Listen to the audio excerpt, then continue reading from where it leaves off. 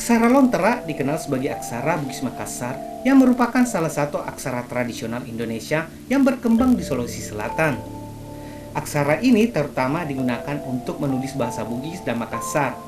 Namun dalam perkembangannya juga digunakan di wilayah lain yang mendapat pengaruh Bugis Makassar seperti Bima di Sumbawa Timur dan Ende di Flores dengan tambahan atau dimodifikasi.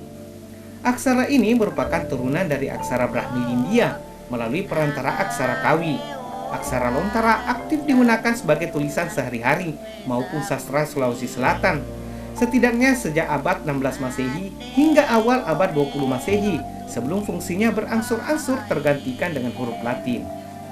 Aksara ini masih diajarkan di Sulawesi Selatan sebagai bagian dari muatan lokal, namun dengan penerapan yang terbatas dalam kehidupan sehari-hari. Aksara Lontera dalam sistem tulisan Abugida yang terdiri dari 23 aksara dasar.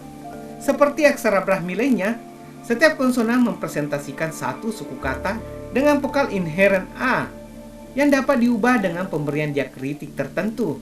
Berbeda dengan huruf Latin, arah penulisan aksara Lontera dari kiri ke kanan.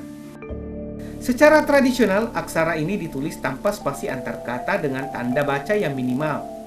Suku kata mati atau suku kata yang diakhiri dengan konsonan tidak dituliskan dalam aksara Lontera, sehingga teks Lontera secara inheren dapat memiliki banyak kerancuan kata yang hanya dapat dibedakan dengan konteks.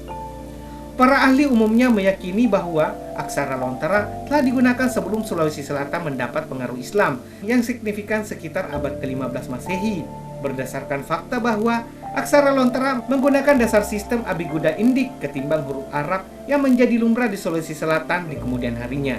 Aksara ini berakar pada aksara Brahmi dari India Selatan. Kemungkinan dibawa ke Sulawesi Selatan perantara aksara Kawi atau aksara turunan Kawi lainnya. Kesamaan grafis aksara-aksara Sumatera Selatan seperti aksara Rejang dengan aksara Lontera membuat beberapa ahli mengusulkan keterkaitan antara kedua aksara tersebut.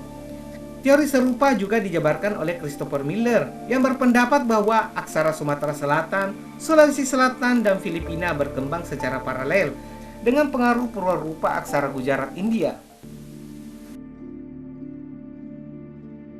Setidaknya terdapat 4 aksara yang terdokumentasikan pernah digunakan di wilayah Sulawesi Selatan. Secara kronologis, aksara-aksara tersebut adalah aksara Makassar atau aksara Jangan-Jangan, Lontera, Arab, dan Latin.